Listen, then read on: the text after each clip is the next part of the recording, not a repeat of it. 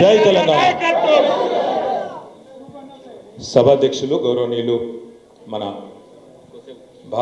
భారత రాష్ట్ర సమితికి అనుబంధంగా ఉన్న డిఆర్టీయు రాష్ట్ర అధ్యక్షులు సోదరులు రాంబాబు యాదవ్ గారు, గౌరవనీయులు బీఆర్టీయూకి గతంలో అధ్యక్షులుగా పనిచేసి ఈరోజు పార్టీ తరఫున బీఆర్టీయూకి పర్యవేక్షణ బాధ్యతలు నిర్వహిస్తున్న సోదరులు రూప్ సింగ్ గారు, గౌరవనీయులు సోదరులు గతంలో మినిమం వేజెస్ బోర్డు చైర్మన్గా పనిచేసి ఇవాళ కార్మిక విభాగంలో క్రియాశీలంగా పనిచేస్తున్న సోదరులు నారాయణ గారు, ఆటో కార్మికులకి వారికి జరుగుతున్న అన్యాయానికి ఆనాడు ఉద్యమం నుంచి మొదలు పెడితే ఈరోజు దాకా వారికి అండగా ఉంటున్న మా సోదరుడు వేముల మారయ్య గారు, అదేవిధంగా గౌరవనీయులు పబ్లిక్ సెక్టర్ అండర్టేకింగ్స్ సంస్థల్లో తెలంగాణ ఉద్యమాన్ని ఈరోజు కాదు 2001 నుంచి ఆనాటి నుంచి ఈనాటి వరకు ప్రజ్వలింపజేస్తూ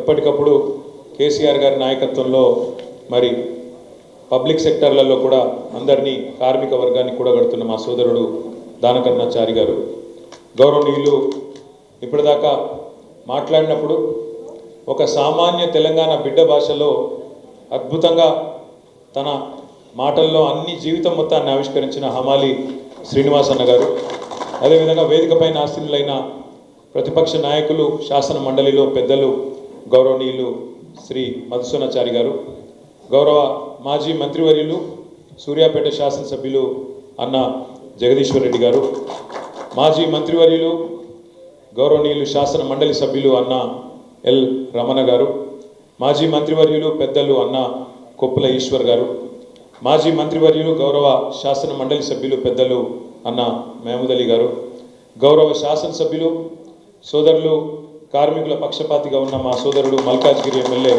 మర్రి రాజశేఖర్ రెడ్డి గారు, గౌరవనీయులు రామగుండం మాజీ శాసనసభ్యులు అక్కడ సింగరేణి కార్మికులకు ఎప్పుడు అండగా ఉంటున్న సోదరుడు మన కోరుకంటి చందర్ గారు, అన్నగారు ఎంఎన్ శ్రీనివాసరావు గారు, గౌరవనీయులు దేవి ప్రసాద్ అన్న గారు, మా అన్న గతంలో కార్మిక బోర్డు చైర్మన్గా పనిచేసిన పెద్దలు అన్నగారు యు దేవేందర్ రెడ్డి గారు, ఉమ్మన్న గారు దేవేందర్ రెడ్డి గారు, అన్నగారు గజ్జల నాగేష్ గారు, అదేవిధంగా మా సోదరుడు ఈరోజు పవర్ ఇంజనీర్స్ తరఫున విచ్చేసిన 1535 తరఫున విచ్చేసిన ప్రమోద్ గారు, అదేవిధంగా వేదిక పైన ఉన్న మా గౌరవనీయులైన సోదరులకి ఉన్న ఒకే ఒక్క సోదరికి, అదేవిధంగా వేదిక ముందున్న మా ఆడబిడ్డలకు అన్నదమ్ములకు పత్రికా మిత్రులకు అందరికీ కూడా హృదయపూర్వకంగా నమస్కారాలు.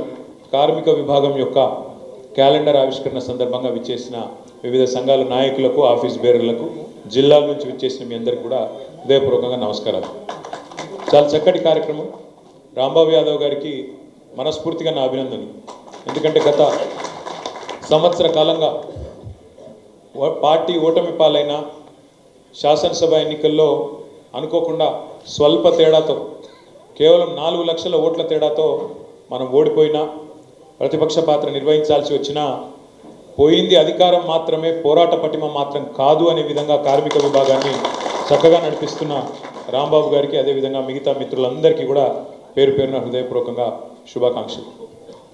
నిజంగా కూడా ఇవాళ మీరు మాట్లాడిన మాటలు, మీరు చెప్తున్న ఒక్కొక్క సందర్భం, అన్నా కేసీఆర్ మాకు ఇది చేసిండు, కేసీఆర్ మాకు అది చేసిండు 9.5 ఏళ్లలో అంటే నేను పెద్దలు మధుసూనాచారి గారు మేము ఒకరి ముఖాలు ఒకరు చూసుకుంటా ఉన్నాం, అనుకుంటా ఉన్నాం సార్ గిన్ని చేసిండా అని మేమే అనుకునే పరిస్థితి. నిజంగా కూడా గిన్ని చేసిండా, గిన్ని పనులు చేసిండా.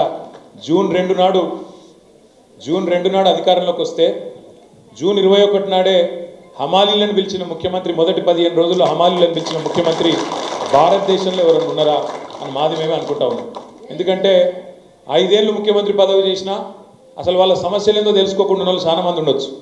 హమాలీలు ఉన్నారని, వాళ్ళకి సమస్యలు ఉన్నాయని, వాళ్ళు కార్మికులు మన కోసమే ఇవాళ రాష్ట్ర అభివృద్ధి కోసం, రాష్ట్ర బాగు కోసం కష్టపడుతున్న వాళ్ళు, చెమట చిందిస్తున్న వాళ్ళు అనే సోయి లేకుండా ఉన్న ముఖ్యమంత్రులు చాలామంది ఉండొచ్చు దేశంలో. కానీ మొదటి 15 రోజుల్లో పిలుచుకొని మాట్లాడిన ముఖ్యమంత్రి, అదేవిధంగా 8 రూపాయలు ఉన్నదాన్ని ఆయన దిగిపోయే నాటికి 26 రూపాయలు చేసిన ముఖ్యమంత్రి అని చెప్తుంటే చాలా సంబరపడ్డారు. అట్లాగే సందర్భాలు తలుచుకుంటే ఎన్నో గుర్తొస్తాయి. కష్టం వచ్చినప్పుడే నాయకుడు విలువ తెలుస్తుంది. ఏదైనా కష్టకాలం వచ్చినప్పుడే నాయకత్వ పటిమ, నాయకత్వం విలువ, నాయకత్వ లక్షణాలు తెలుస్తాయి. కరోనా వచ్చింది. కరోనా వస్తే మీకు యాదుకుండాలి, క్రికెట్ మ్యాచ్కి ఎంతమంది అయితే టీవీలో ముంగట కూర్చుంటారో కేసీఆర్ ప్రెస్ మీట్కి అట్లా కూర్చుంటారు మొత్తం టీవీలో ముంగట. సార్ ఎప్పుడు మాట్లాడతాడు, ఏం చెప్తాడు వినాలే, ధైర్యం వస్తుంది సార్ మాట వింటే. నేను చెప్పేది కరెక్టా కాదా అని చెప్పి టీవీలో ముందు కూర్చుందరు. ఇంట్లో పెద్దవాళ్ళు, చిన్నపిల్లలు, మనోళ్ళే కాదు, ఆంధ్ర రాష్ట్రంలో కూడా నాకు చాలామంది ఫ్రెండ్స్ చెప్తుండే, ఆంధ్రప్రదేశ్లో కూడా కేసీఆర్ గారి మాట వినాలే, ఏం చెప్తాడో చూడాలి. ఎందుకు చెప్తున్నా కరోనా కాలం గురించి అంటే, కరోనా అప్పుడే మాకు కూడా ఒక విషయం తెలిసింది. కరోనా అప్పుడే లెక్కలు తీస్తున్నాం.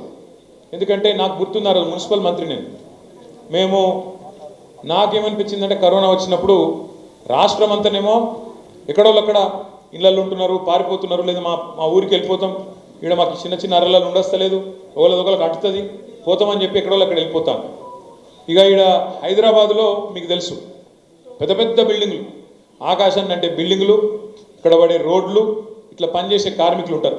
ఇటుక బట్టీల కానీ, క్రషర్ల కాడ కానీ, లేదా కాంట్రాక్టర్ల కాడ కానీ, నిర్మాణ రంగంలో కానీ పనిచేసే కార్మికులు ఉంటారు. రాష్ట్రం అంతానేమో ఎక్కడోళ్ళు అక్కడ మేము రైలు ఎక్కిపోతాం, బస్సు ఎక్కిపోతాం, నడుచుకుంటూ పోతాం అవసరమైతే, కానీ ఇక్కడ మాత్రం ఉండమని చెప్పి అందరూ పారిపోయే పరిస్థితి. అప్పుడు కేసీఆర్ గారు పిలిచి మాకు చెప్పింది, మన రాష్ట్రంలో దాదాపు 35 లక్షల మంది, ఒకరు కాదు ఇద్దరు కాదు, 35 లక్షల మంది కార్మికులు దేశంలోని వివిధ ప్రాంతాలకు వెళ్ళి వచ్చి ఇక్కడ పనిచేస్తున్న వాళ్ళు ఉన్నారు. ఇప్పుడు మీరు ఏదైనా నిర్మాణ రంగం సైట్ కాడుకోండి, ఏదైనా బిల్డింగ్ కట్టి కాడుకోండి, ఆడ చెక్క కొట్టేటోళ్ళు, కార్పెంటర్ పని చేసేటోళ్ళు, ప్లంబింగ్ చేసేటోళ్ళు, సెంటరింగ్ చేసేటోళ్ళు, ఆడ మిగతా పనులు చేసేటోళ్ళు దాదాపు 80-90% మంది బయట వాళ్ళే ఉన్నారు. ఇక రాజస్థాన్ వాళ్ళు ఉంటారు, బీహార్ వాళ్ళు ఉంటారు, జార్ఖండ్ వాళ్ళు ఉంటారు, ఆఖరికి వరి నాట్లకు పత్తులేరుతందుకు కూడా కూలీలు ఇవ్వాలి. రేపు జార్ఖండ్కి వెళ్ళి, బీహార్కి వెళ్ళి, బెంగాల్కి వెళ్ళి కూడా